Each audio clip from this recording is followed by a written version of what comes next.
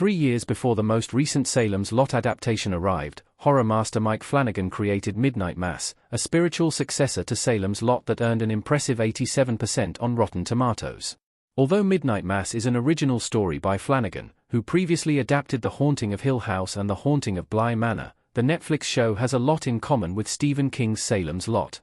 In essence, Midnight Mass is the greatest Salem's Lot-like remake in decades, especially since the latest disappointing Salem's Lot movie falls short of greatness. Originally a 1975 horror novel by King, Salem's Lot centers on writer Ben Mears, who returns to his hometown of Jerusalem's Lot, Maine. Unfortunately for Ben, a lot has changed over the years. Namely, the residents of Jerusalem's Lot are becoming vampires. The town's eeriest house was purchased by Austrian immigrant Kurt Barlow, who winds up being an ancient vampire that Ben must confront in Salem's Lot's ending. This makes thematically similar to Mike Flanagan's Midnight Mass, giving the two stories a deep spiritual connection. Mike Flanagan's Midnight Mass show feels like a new take on Stephen King's Salem's Lot story. The vampiric entity in Midnight Mass has a lot in common with Salem's Lot. Although Midnight Mass is an original story, the similarities between Flanagan's Netflix series and King's book are striking. Much like Salem's Lot, Midnight Mass begins with a man returning home. However, Riley Flynn isn't a writer, he's a former venture capitalist who's still grappling with his guilt over a drunk driving incident. Riley's hometown is a deeply religious community, though the parish numbers have dwindled over the years. Coincidentally, Riley's arrival overlaps with that of a charismatic young priest. This new arrival impacts the town similar to Barlow's arrival, leading to a vampire plague. Linklater's Father Paul Hill is as enigmatic as he is charming.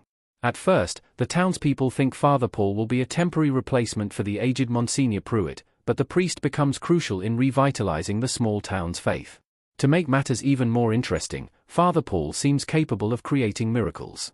Riley and the other townspeople learn that Father Paul brought something more than just his faith back from a trip to Jerusalem.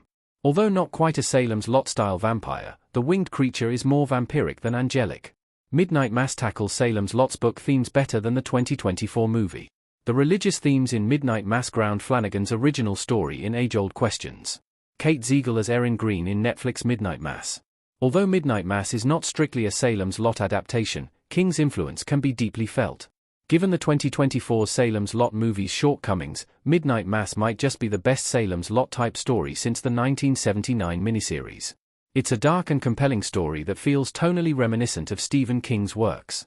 One of Mike Flanagan's best shows and movies, Midnight Mass is definitely worth watching for any fan of Salem's Lot, as it's better than almost any official version of the story. Unlike the 2024 Salem's Lot movie, Midnight Mass tackles its central themes expertly. From the big religious questions to the vampire symbolism, Midnight Mass weaves everything together elegantly, which is why it's so reminiscent of King's Salem's Lot. Midnight Mass' hidden meanings and central themes revolve around the ways horror and faith intersect. Forgiveness plays a huge role in the story for every single character.